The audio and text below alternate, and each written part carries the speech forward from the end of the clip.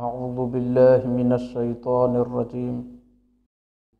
بسم الله الرحمن الرحيم.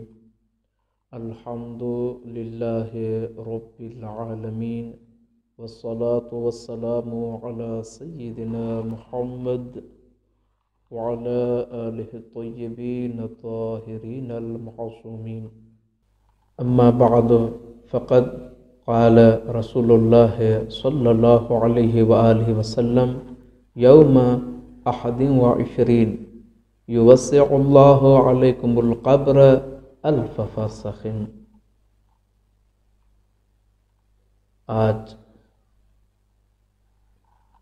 آپ تمام ناظرین کی خدمت میں عاشقان امیر المؤمنین، محبان امیر المؤمنین، پیروان ولایت امیر المؤمنین کی خدمت میں شہادت امیر المؤمنین کی عظیم مصیبت پر تعزیت اور تسلیت عرض کرتے ہیں۔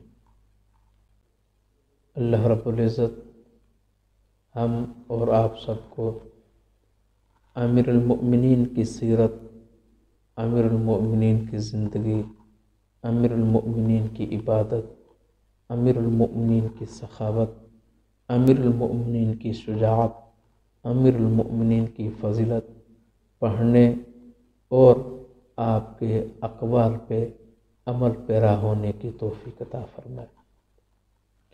آپ صلی اللہ علیہ وآلہ وسلم فرماتے ہیں: یوم 21 ماہ مبارک رمضان کے 21ویں دن یوسع اللہ علیکم القبر 1000 فرسخ، اللہ رب العزت آپ کی قبر کو وسیع کر دیتا ہے،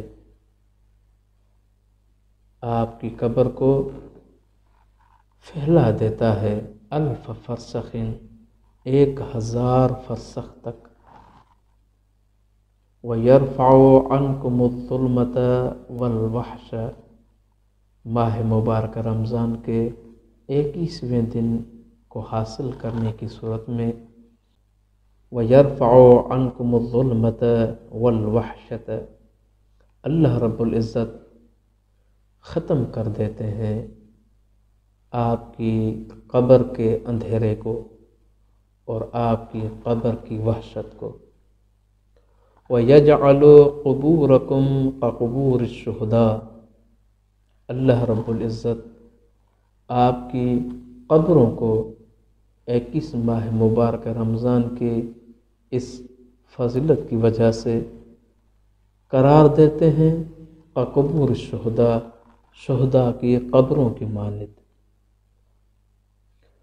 شہداء کی قبروں کے لیے جو روایات میں ملتا ہے وہ یہ ہے کہ شہید کو اللہ تعالیٰ ایک تحفہ دیتا ہے شہادت کے بعد۔ وہ تحفہ یہ ہوتا ہے اس جسد کو اللہ تعالیٰ محفوظ رکھتا ہے، وہ جسد ختم نہیں ہوتا۔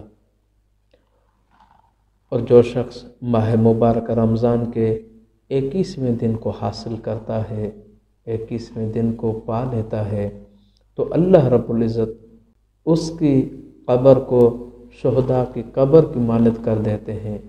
اس کا مقصد یہ ہوا کہ جو شہداء قبر پہ رحمت ہوتی ہے وہ ان کی قبروں میں بھی ہوتی ہے جو ماہ مبارک رمضان کے 21ویں دن کو حاصل کرتے ہیں۔